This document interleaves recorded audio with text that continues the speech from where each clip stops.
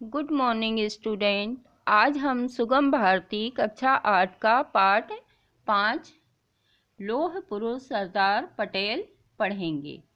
यह एक जीवनी है जो सरदार वल्लभ भाई पटेल के जीवन पर प्रकाश डालती है। तो चलिए आज इस पाठ को संक्षिप्त में पढ़ेंगे। सरदार वल्लभ भाई पटेल का जन्म 31 अक्टूबर 1875 को नाडियाड, गुजरात में हुआ था।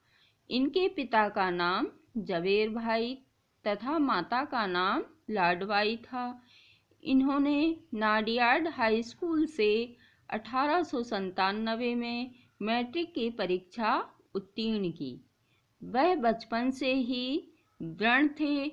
एक बार वे अपने पिताजी के साथ खेत के कार्यों में सहयोग देने गए थे। तब उनके पिताजी हल चला रहे थे। यह उनके पीछे अपना कार्य करते हुए पहाड़े भी स्मरण करते जा रहे थे। पहाड़े कंठस्थ करने में तल्लीन हो गए कि डाब नामक घास का तीक्ष्ण बड़ा कांटा पैर में चुभ गया और रक्त बहने लगा। उन्हें पता ही नहीं चला। सरदार पटेल का अपना जीवन भी दूसरों के लिए ही था। वे दूसरों की सहायता करने और अपने संपर्क में आने वालों के लिए सच्चे मित्र की तरह होते थे। वे लौह पुरुष के नाम से प्रसिद्ध थे। फिर भी उनका हृदय नारियल के समान बाहर से कठोर और अंदर से कोमल था। वह किसी विषय व भाव विचार को अपनी पैनी दृष्टि से तुरंत समझ जाते थे और फिर अपनी तीव्र बुद्धि से उनके लिए यथोचित कदम उठाते थे। सरदार पटेल प्रति क्षण सजग, सचेत और स्फूर्तिवान रहते थे। स्वतंत्रता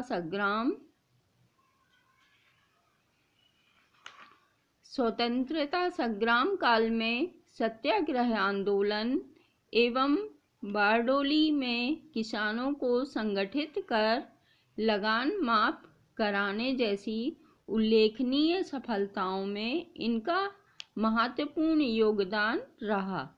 तभी से जनता उन्हें सरदार के नाम से संबोधित करने लगी। सरदार पटेल ने राष्ट्र के कल्याण के लिए जो भी कदम उठाए उनसे उन्हें सफलताएं मिलती गईं। इससे वे अधिक महान बनते गए। लेकिन उन्हें इससे भी महान उनके मानवीय गुणों ने बनाया। उनके पास हाजिर जवाबी विनोद प्रियता का अक्षय और असीम कोष था। सरदार पटेल का व्यवहार अपने अनुयायियों के प्रति बड़ा ही सरस और उदार था। वे उनके द्वारा कोई गलत कदम उठाए जाने पर भी उन्हें माफ कर देते थे। उन्हें प्रेम पूर्वक समझाते थे।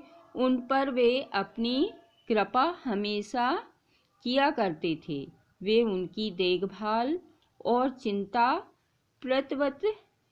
पितृवत करते थे। सरदार पटेल सुनते अधिक और बोलते कम थे। सरदार पटेल का मस्तिष्क संकेतात्मक ज्ञानकोश के समान था। उन्होंने कभी भी शक्तिशाली बनने की बात नहीं सोची। वे तो शक्ति को हथियाकर उनका नियंत्रण करते थे। वे अपना युद्ध कौशल दिखलाते हुए अपने हठी विद्रोहियों की कमियों पर अंतिम चोट कर उन्हें विनयानुशासन में लाते थे।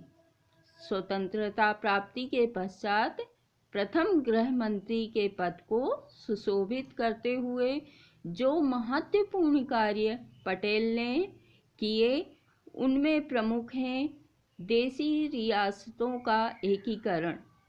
सरदार पटेल एक उदार नेता, विनयशील, अनुयायी, कृपालु मित्र एवं श्रेष्ठ राष्ट्र निर्माता थे। वे अपने चरण दृढ़ता के साथ भूमि पर जमाकर राष्ट्र निर्माण में संपूर्ण शक्ति से योगदान देते थे। जीवन के अंतिम दिनों में अस्वस्थता होने पर भी बिना रुके निरंतर कार्य किया था। उनकी यही भावना थी कि पहले किया गया श्रम स्वराज्य के लिए था, किंतु अब उससे भी अधिक श्रम की आवश्यकता स्वराज के लिए है, जिससे देश का उत्थान हो। तो बच्चों, आज आपको सरदार पटेल के चारित्रिक गुणों के विषय में जानकर बहुत ही गर्व हुआ होगा।